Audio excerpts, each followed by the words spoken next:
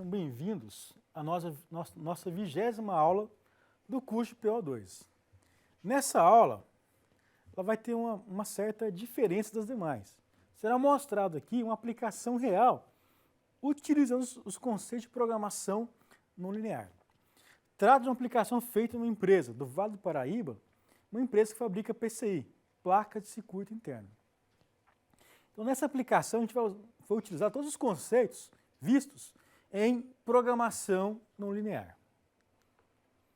Então, qual que é o contexto da aplicação?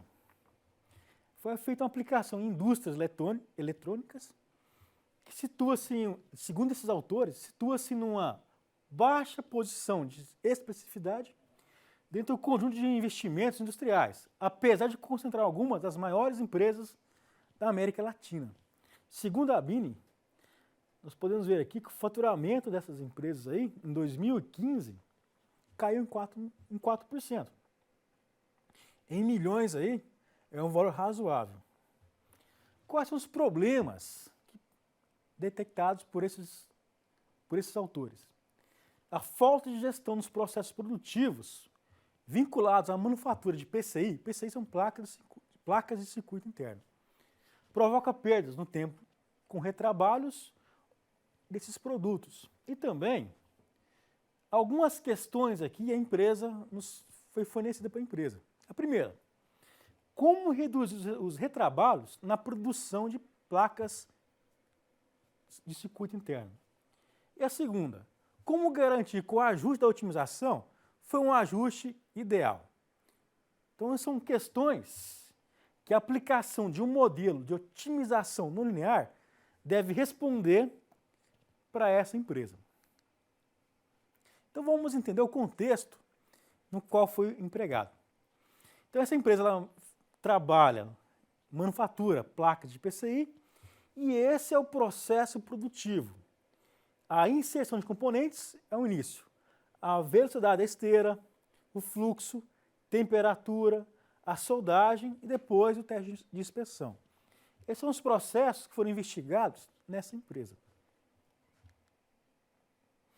E foi investigado um processo de soldagem por onda, que é um processo mais utilizado na junção de componentes dessas placas de circuito interno, que utiliza-se uma máquina de soldagem por onda que tem como função fornecer de forma uniforme uma atmosfera aquecida de modo a permitir um refluxo ou fusão dos componentes do fluxo solda, o que permite uma fixação adequada desses componentes da PCI. Esse é o forno investigado. É um forno de última geração.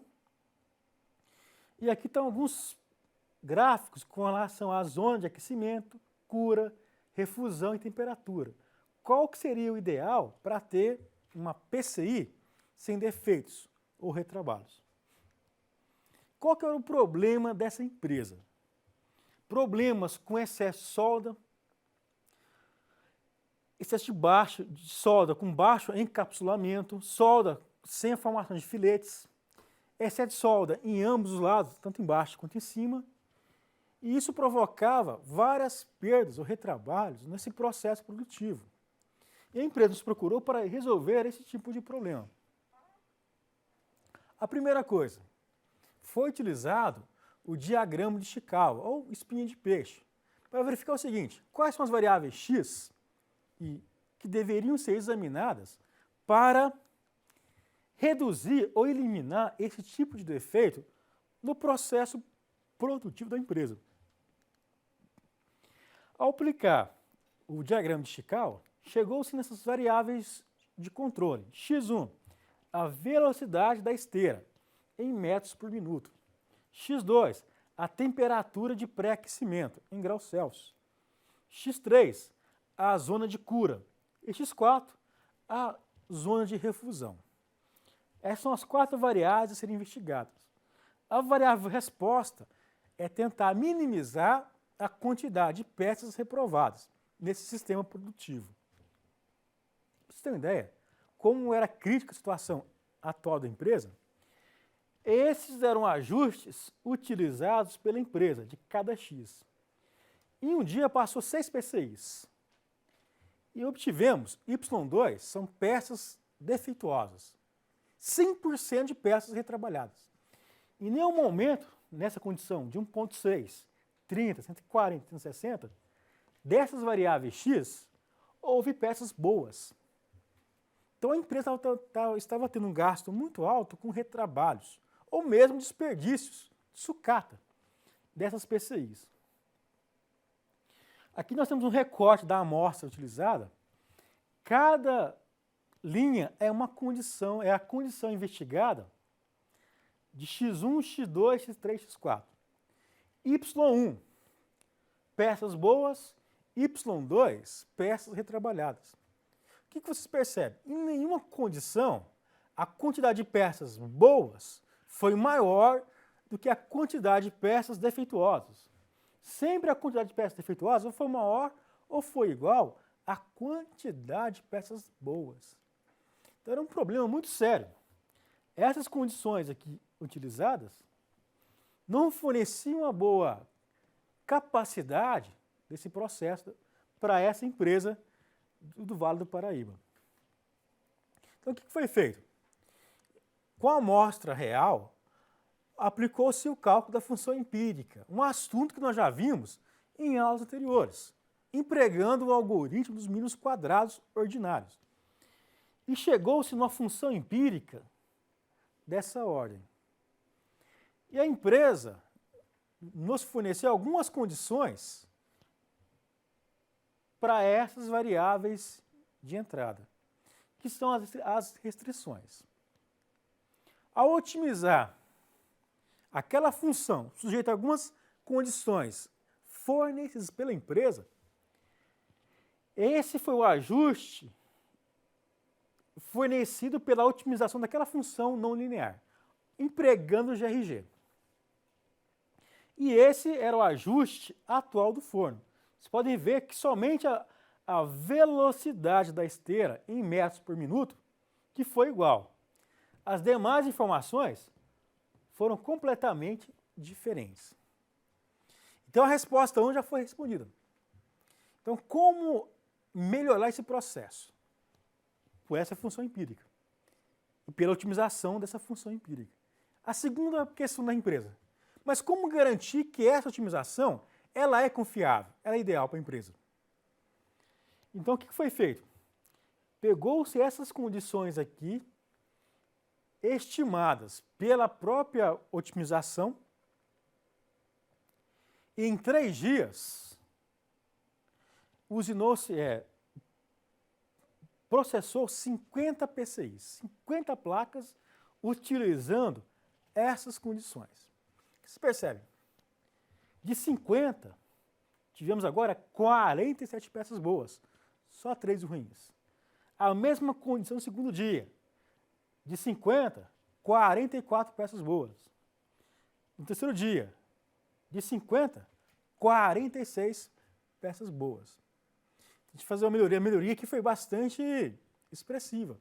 E foi um trabalho de pós-graduação, um trabalho de especialização. Nem foi tão assim a fundo. Há várias coisas aqui que podem ser empregadas aqui para melhorar a capacidade desse processo, o CPK desse processo. Mas se compararmos com o ajuste que era empregado inicialmente pela empresa, vocês podem ver aqui, ó, em cada linha uma condição aqui empregada pela empresa, a quantidade de peças ruins, reprovadas, defeituosas, foi sempre maior do que a quantidade de peças boas, com esses ajustes aqui. E com o ajuste proposto pela otimização não linear, ao executar em 3 dias 50 peças no processo produtivo, com o ajuste da própria otimização, os resultados foram muito bons. E hoje essa empresa utiliza esses parâmetros no forno de refusão. Então aqui, pessoal, cabe salientar o seguinte: nesse estudo, utilizou-se todas as técnicas vistas no nosso curso de PO2, nos conteúdos de programação não linear, que foi a construção de funções empíricas utilizando o algoritmo dos mínimos quadrados ordinários. Depois, a empregação do GRG combinado com o solver do Excel e avaliar a confiabilidade da solução. Que eu comentei com vocês. O GRG, dependendo da função que você trata, e tem restrições não lineares, ele não garante uma solução de ótimo global. Ele só garante ótimos locais. E para o caso de funções descontínuas, ele torna-se muito perigoso, para você assumir que a solução inicial é a melhor. Então, vocês devem testar novos pontos de partida para o algoritmo e verificar se aquela solução melhorou ou piorou. Então, quando nós temos problemas mais complexos, estritamente não lineares, o que se deve ser feito é aplicar técnicas de meteorísticas. Só que meteorísticas também não garante a solução ótima, jamais. Talvez uma solução próxima da ótima, mas nunca a ótima. Ok, turma? Obrigado a todos e encerramos nosso curso o conteúdo de programação não linear. E até a nossa próxima aula.